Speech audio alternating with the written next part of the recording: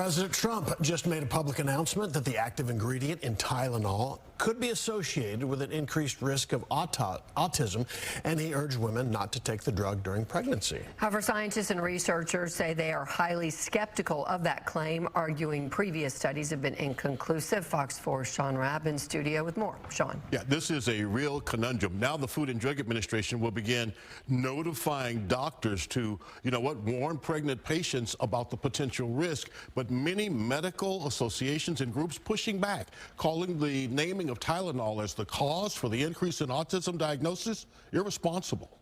Which is basically commonly known as Tylenol during pregnancy, can be associated with a very increased risk of autism. President Donald Trump says the number of autism diagnoses has risen dramatically in the last decade, and the Food and Drug Administration will immediately instruct doctors to warn their pregnant patients about the risk.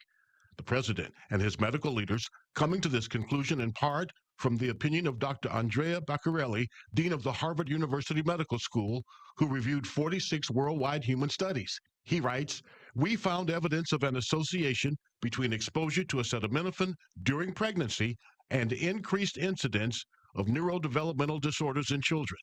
This association," he adds, "is strongest when acetaminophen is taken for 4 weeks or longer." So taking Tylenol is not good. All right, I'll say it. It's not good. The makers of Tylenol, main ingredient acetaminophen, pushes back against the White House, writing in a statement, quote, "We believe independent, sound science clearly shows that taking acetaminophen does not cause autism." Our professional opinion is that there is no strong evidence to support that acetaminophen during pregnancy causes autism or ADHD or any other neurodevelopmental disorder. Drexel University professor Brian Lee co-authored the largest study on this topic. 2.5 million children in Sweden followed for 20 years, including siblings, where one was exposed to acetaminophen and one was not.